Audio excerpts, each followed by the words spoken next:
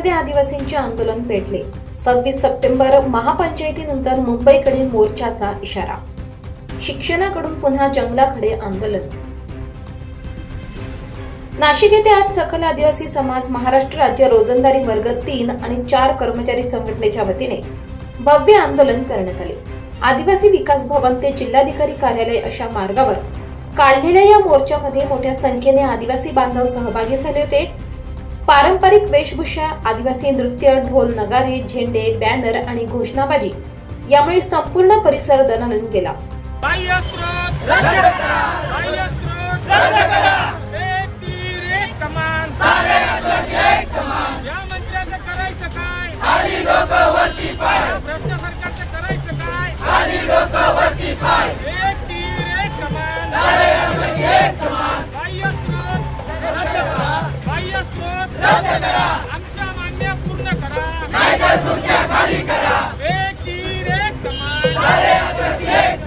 आंदोलनकर्त्यांनी शासनाविरोधात तीव्र संताप व्यक्त करत शिक्षणाकडून पुन्हा जंगलाकडे या घोषवाक्याने वातावरण पेटवले।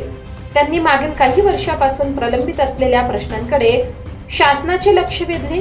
यामध्ये 21 मे 2025 रोजीच्या शासन आदेशाची तात्काळ रद्दबातल करणे, शैक्षणिक सत्र 2024-2025 मध्ये कार्यरत वर्ग 3 आणि वर्ग 4 कर्मचाऱ्यांना रोजंदारी तत्वावर कामावर ठेवणे, रोजंदारी कर्मचाऱ्यांच्या मृत संगोपनातील पदे कायमस्वरूपी करणे तसेच 16 जून 2025 पासून सर्व रोजंदारी कर्मचाऱ्यांना शाळेच्या पहिल्या दिवसापासून हजर करणे अशा प्रमुख मागण्या आंदोलनातून पुढे आल्या। आदिवासी समाजाच्या या आंदोलनामुळे जिल्हाधिकारी कार्यालयाबाहेर मोठी गर्दी उसळली होती। विविध आदिवासी नेत्यांच्या प्रतिमांसह कार्यकर्त्यांनी आपल्या परंपरा आणि संस्कृतीचे दर्शन घडवले। शासनाने आपल्या मागण्यांची तात्काळ दखल घ्यावी, अन्यथा आंदोलन अधिक तीव्र करण्यात येईल असा इशारा यावेळी देण्यात आला। दरम्यान 26 सप्टेंबर रोजी होणाऱ्या महापंचायतीनंतर सरकारला आदिवासी संघटना आणि रोजंदारी वर्ग 3 व वर्ग 4 कर्मचारी संघटनेतर्फे अंतिम अल्टिमेटम देण्यात येणार आहे। मागण्या तातडीने मान्य न केल्यास आंदोलनकर्त्यांनी मुंबईच्या दिशेने मोर्चा काढण्याचा इशारा दिलाय। न्यूज चॅनलचे प्रथम धन्यवाद। गेल्या 80 दिवसापासून जे आंदोलन चालू आहे त्याकडे शासनाने साफ दुर्लक्ष केलेलं आहे आणि त्या अनुषंगाने वेगवेगळ्या प्रकारचे आंदोलन हे आदिवासी समाज आणि कर्मचारी हे काढत असताना देखील शासन स्तरावर दखल घेत असताना दिसत नाही।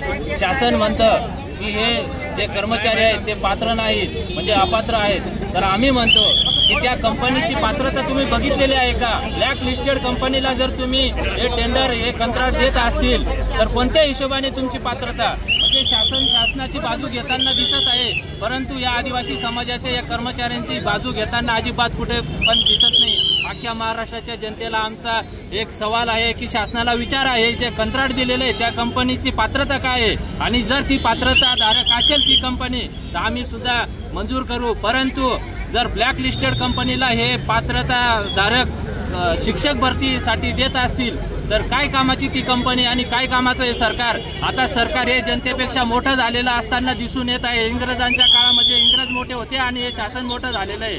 म्हणजे आम्ही यांना मतदान देऊन गुन्हा केलेला आहे का? आणि याच्या पुढचे जे इलेक्शन असतील त्याच्यात आम्ही मतदान करायचं का? हा मोठा प्रश्न आमच्या समोर उभा राहिलेला आहे। जर आम्ही मतदान करून आणि तुम्हाला निवडून देत असेल आणि शासन तुम्ही घडवत असाल आणि तुम्ही आमच्या डोक्यावर जर नाचत असतील तर काय कामाचं हे लोकशाही?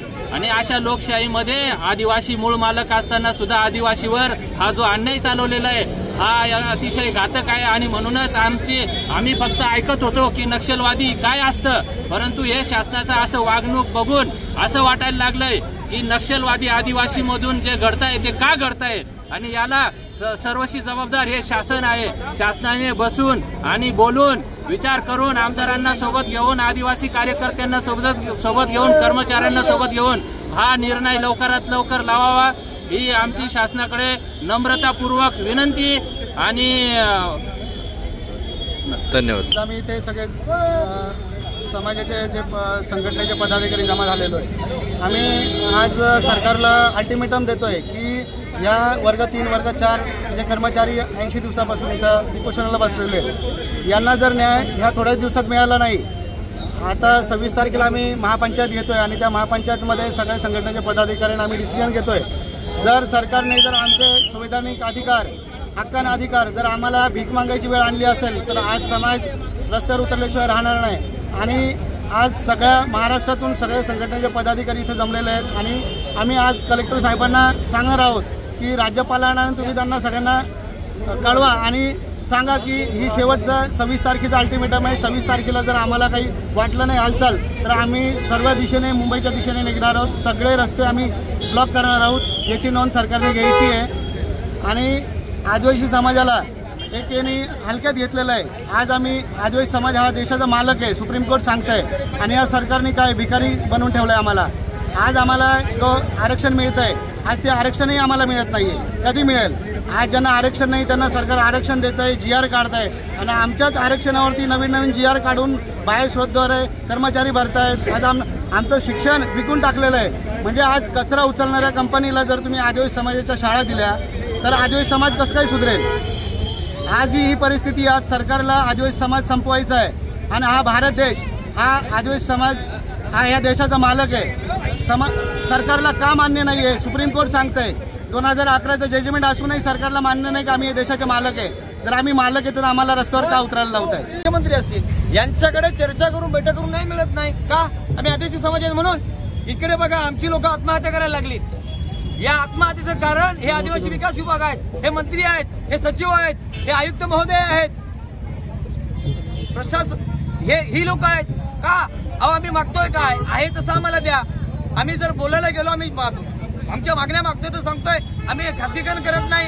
अरे कंपनीला आदेश देत आहे, कंपनी लोक भरता यायला खासगीकरण म्हणत नाही। व्याख्या खासगीकरण कोणती आहे आम्हाला कळतंय, तुम्हीच आम्हाला शिकवलंय। आणि म्हणून आम्ही आता या महाराष्ट्राच्या सरकारला सांगतोय आम्ही आज आमच्या पोशाखात आलोय, हे ट्रेलर आहे। जर समजा आम्हाला नाही मिळत नसेल मुंबई तर बंद होणार आहे, पण त्यानंतर आम्ही आमच्या हातावर उचलून काय करणार हे सगळ्यांना माहित आहे। कारण आम्ही जर जंगलातून शिक्षण घेऊन शहराकडे आलोय तर आम्हाला आज आदरणीय कलेक्टर महोदयांना हेच सांगायचं आहे, साहेब आम्ही शहराकडे आलोय ना, शहरातच राहू द्या।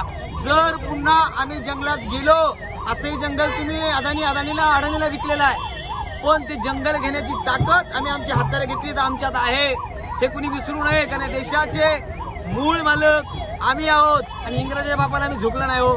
तुम्हाला काय झुकणार? कोणत्या तुम्ही कुठून आलात तुम्ही?